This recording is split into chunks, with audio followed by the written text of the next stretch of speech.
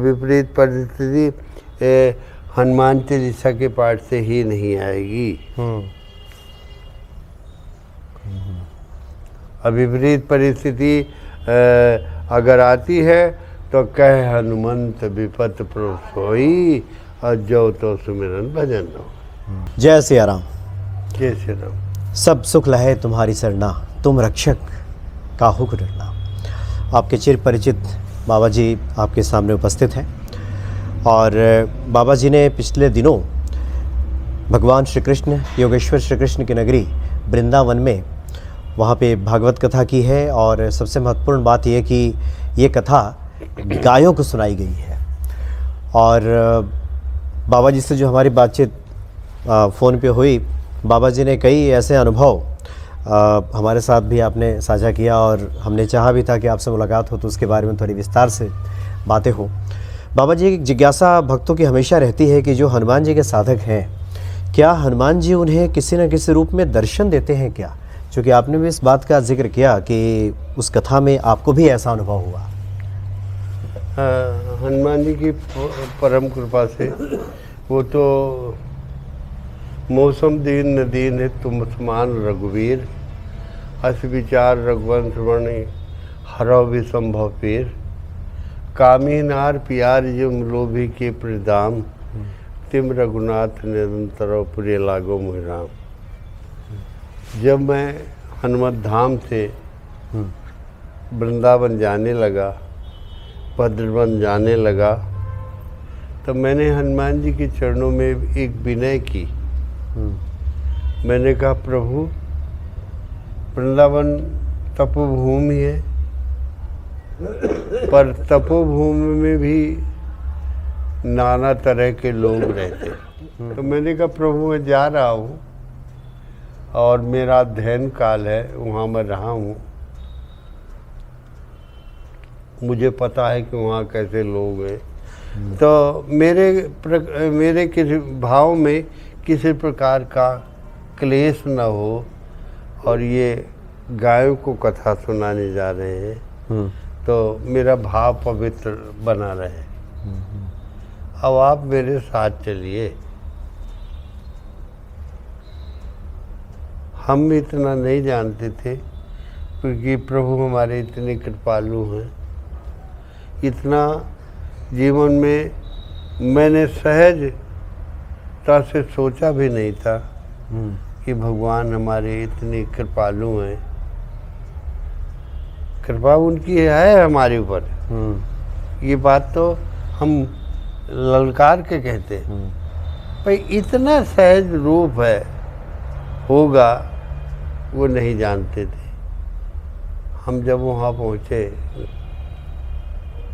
हमने सेवकों से कहा कहाँ भागवत करनी है, देख के आओ। हमारा जी वो देख के आए, बताए दोनों तरफ गैलरी है, बीच में पंडाल है और इधर भी गाएं इधर भी गाएं, अभी इसमें कथा मंच। हमारा मन नहीं माना तो जो गौशाला के संचालक हैं, उनको नाम नंदू भैया है, नंदू भैया के साथ में हम भी सोचे जाए देख के आए। तो जैसे ही हम गौशाला के निवास के गेट के बाहर निकले, गौशाला में प्रवेश करने के लिए जा ही रहे थे, तो इतने में मैंने कहा कि नंदू भैया लगता है कोई बंदर है क्या घुस रहा है। तो उन्होंने कहा कि गुरुजी यहाँ तो बंदर नाम की चीज़ नहीं है, यहाँ से कुछ दूर बंसी बट है, वहाँ बंदर है। तो मैंने कहा शायद मेरा भ्रम हो, क्योंकि जो सावन के महीने में अंधा हो जाता है उसको हरे हरा दिखता है। तो शायद हमारा भ्रम हो। तो हमने कहा कोई बात नहीं, चलो।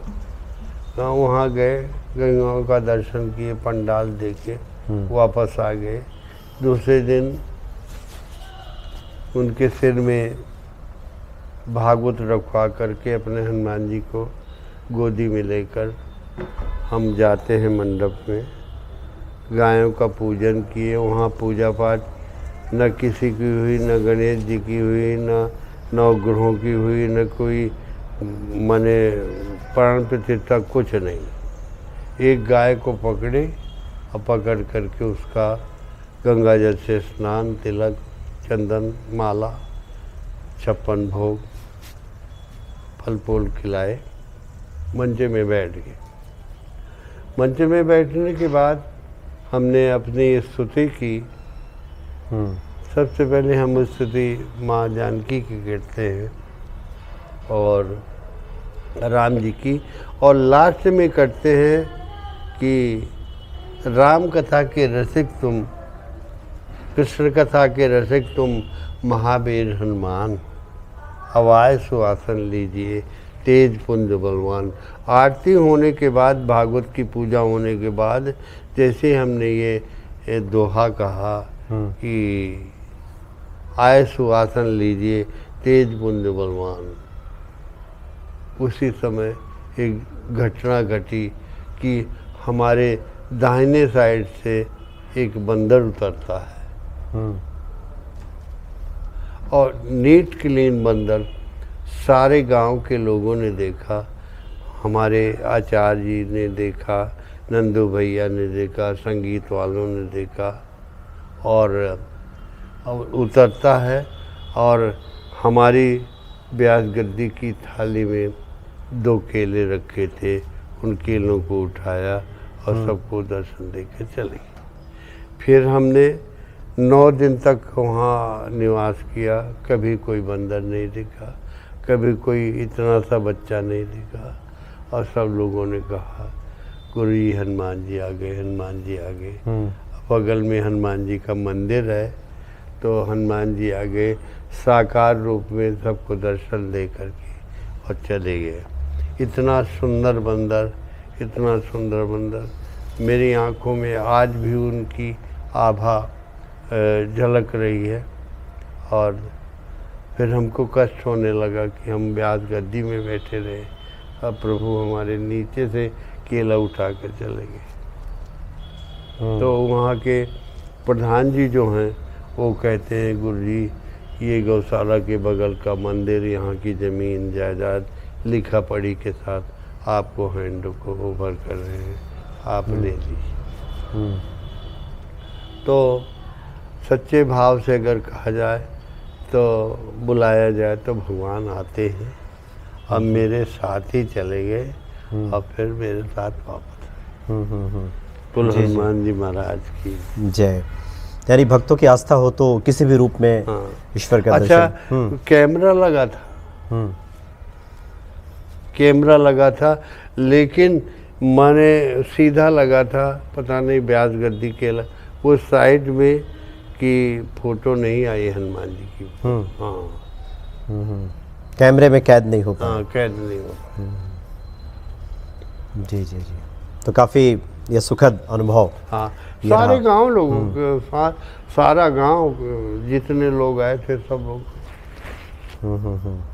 वो कहने लगे कि आपको हनुमान जी की सिद्धि है। तो हमने कहा भाई हमको कोई सिद्धि उद्धि नहीं है, हम तो हनुमान जी के छोटे से पूजा पाठ वाले भगत हैं।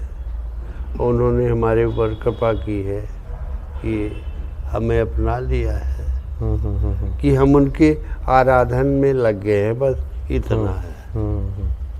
न हमको हनुमान जी से कोई काम कराना है अपना और न किसी का कराना है हमको। हम तो वो साधना करते हैं कि हमारे हनुमान जी को कोई कष्ट न हो, कोई तकलीफ़ न हो, जो कष्ट हो हमको हो।